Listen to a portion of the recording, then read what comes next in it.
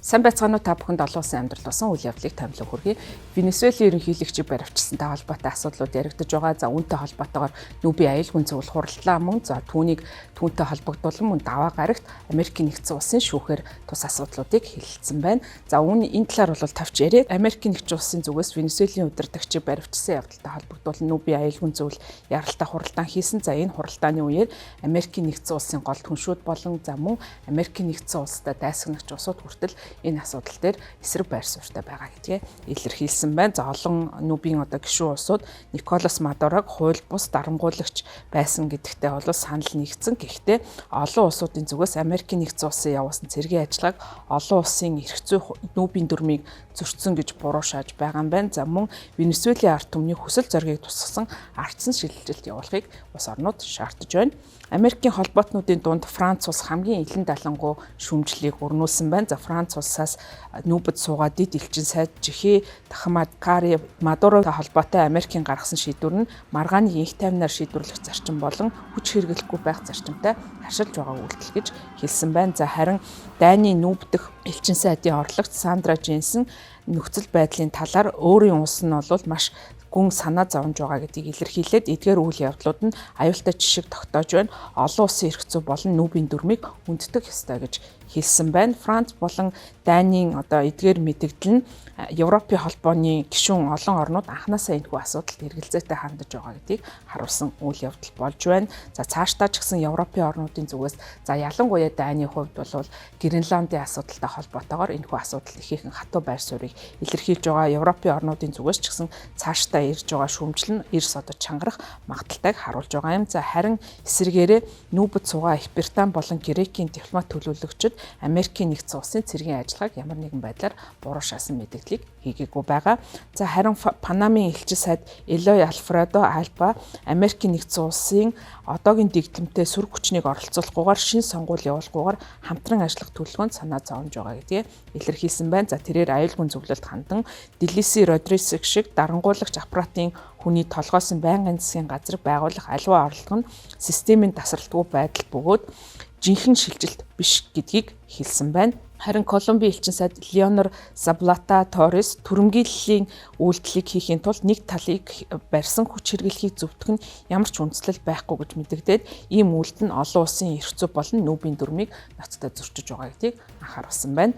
За харин энэ асуудалд бол анханасаа бас эсрэг байр суурьтай байгаа улс орнууд за тэр дундаа Нүбийн аюулгүй зөвлөлийн байнгын 5 гишүүний нэг болох Оросын албаны улс болон бүгд найрамд Хятад ард улсын зүгээс мөн эсрэг байр суурьтай байгаагаа илэрхийлсэн. Оросын албаны улсын элчин сайд Василий Небензя Америкийн нэгдсэн улсыг олон улсын дээрэмчин гэж нэрлээд неоколониализм болон империализм явуулсан гэж буруутгаж байгаагаа хэлсэн. За Америкийн нэгдсэн улсын хүчээр ноёрхох, дарангуулах бодлогыг зөвтгөх ямар ч үндсэл байхгүй гэдгийг хэлээд Америкийн нэгдсэн улсын холбоотнуудыг Трампыг шүүмжлэхгүй хоёр нүүр гаргаж давхар стандарт гаргаж байгаа гэж буруутгасан байна. За Хятадын хувьд бол Хятадын хэргийг түр хамаарагч Сун Лэй Бээжингийн зүгээс Америкийн нэгдсэн улсын нэг талыг баримтлсан хууль бус дээрлэх үйлдэлд маш их зорчирдож хатуу буруу шааж байгаа гэдгээ мэдгдсэн байна. За түүний хувьд бол унссан мэдэгдэлтэй Нүбийн ерөнхий нарийн бичгийн дарга Гутерришт хандан бас мэдээлэл гаргасан. За харин Нүбийн ерөнхий нарийн бичгийн дарга Гутерришийн хувьд Америкийн нэгдсэн улсын үйл ажиллагааны үеэр олон улсын эрх зүйн дүрмийг хүндэтгээгүй маш их санаа зовж байгаа гэдгээ мэдгдсэн. Хуулийн хүч дамгаалах ёстой гэдгийг Нүбийн ерөнхий нарийн бичгийн дарга анхааруулж байгаа. За энэ үйл явдалтай холбогдуулан Нүбийн аюулгүй зөвлөлийн ийхүү хуралдаж энэ асуудалтай холбогдуулан бас шүүмжлэх саналыг бол өрнүүлсэн. За гэхдээ Нүбийн аюулгүй зөвлөлд бол энэ асуудал дээр шууд шийдвэр гаргах боломж хомс байгаа юм. За яагаад вэ гэх юм бол Нүбийн аюулгүй зөвлөлийн байнгын 5 гишүүний нэг нь бол Америкийн нэгдсэн улс байдаг. За Америкийн нэгдсэн улсын хувьд байнгын 5 гишүүний нэг болохын хувьд бол вето тавих эрхтэй байдаг. За тэгэхээр Нүбийн аюулгүй зөвлөлөөс альва Америкийн нэгдсэн улсыг буруутгасан тогтоох шийдвэр гаргасан тохиолдолд Америкийн нэгдсэн улс энэхүү өөрийн вето тавих эрхээ ашиглах боломжтой. За мөн Америкийн нэгдсэн улсын хувьд бол бараг эгч дүүгийн харилцаатай гэж болох чухал холбоот нь Их Британи байдаг. За Их Британий хувьд бол ямагт бол Америкийн нэгдсэн улсын шийдвэрийг дагсан ийм шийдвэрийг гаргаж ирсэн учраас энэ хоёрын бас хүч нь бол Нүбийн аюулгүй зөвлөлд дамгаалах магадaltaй гэж харж байгаа. За гэхдээ Нүбийн аюулгүй зөвлөлийн байнгын 5 гишүүнээс Франц улс бол энэ асуудал эсрэг байр суурьтай байгаагаа харуулж байгаа. За энэ нь бол энэ асуудлаар Нүбийн аюулгүй зөвлөлд байгаа Америкийн холбоотнуудын хооронд асуудал үүссэн байгааг харуулж байгаа. За мэдээж хэрэг Оросын албаны ус болон бүх найрамдагчид ард улсын хувьд Венесуэлд бол өөрийн ашиг сонирхолтой за мөн өмнөх одоо Мадурогийн дэглэмтэй хамтарч ажиллаж байсан учраас энэ асуудалтай бол бас эсрэг байр суурьтай байгаа. За энэ одоо бас асуудлаар Венесуэлийн ерөнхийлөгчийг баривчсантай холбоотой за түүнд тулгаж байгаа ялын талаарх одоо шүүх хурал болсон. За энэ хурал нь бол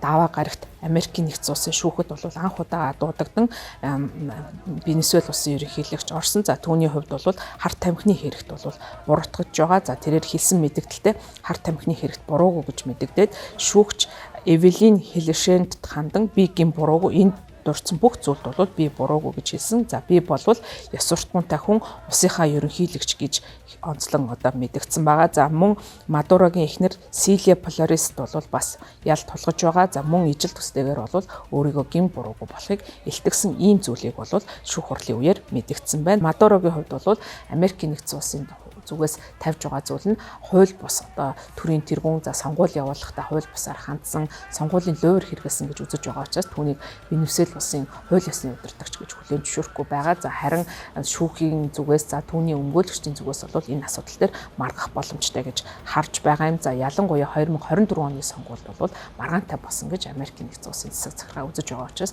шүүхийн энэ асуудал дээр яригдаж байна. За Америкийн нэгдсэн улсын хувьд бол энэ асуудалтай холбогдуулан хоёр асуудал үүсгэж байгаа юм. За нэгдүгürt бол олон улсын эрх зүйг зөрчсөн байх. За тухайлах юм бол Нүбийн дүрэн байгаа. За Нүбийн дүрмд заасан улс орны дотоод хэрэг болон тусгаар тогтносон улсын дотоод асуудал бол гадны улс бол оролцох асуудлыг бол Нүбийн дүрмээр хоригдсан байдаг. Тэгэхээр энэ асуудлыг зөрчсөн хэсэг. За мөн Америкийн нэгдсэн улсын ерөнхийлөгч явуулж байгаа үйл ажиллагаа нь Америкийн нэгдсэн улсын Конгрессийн мандат authorization байгаа зөвшөөрөл байгаа хэсэг нь бол одоогийн байдлаар тодорхойгүй энэ асуудал дээр бол яригдаж байгаа. За Америкийн нэгдсэн улсын Конгрессийн танхимын зарим гишүүд үзэж байгаагаар засаг захиргааны зүгээс өгж байгаа мэдээлэл нь бол тухайн үедээ хууль тогтоогчдыг төөрөгдүүлсэн ийм мэдээллийг өгч байгаа. За дэглэм солихтой холбоотой ямар нэгэн асуудал яригдаагүй гэсэн ийм зүйл ярьж байна. За мөн Америкийн нэгдсэн улсын шүүхээр гадны улсын одоо төрийн тэргүүнийг шүүх хэсэг нь хууль ёсны хэсэг нь бол одоогийн байдлаар яригдаж байгаа гол асуудал болж байгаамаа.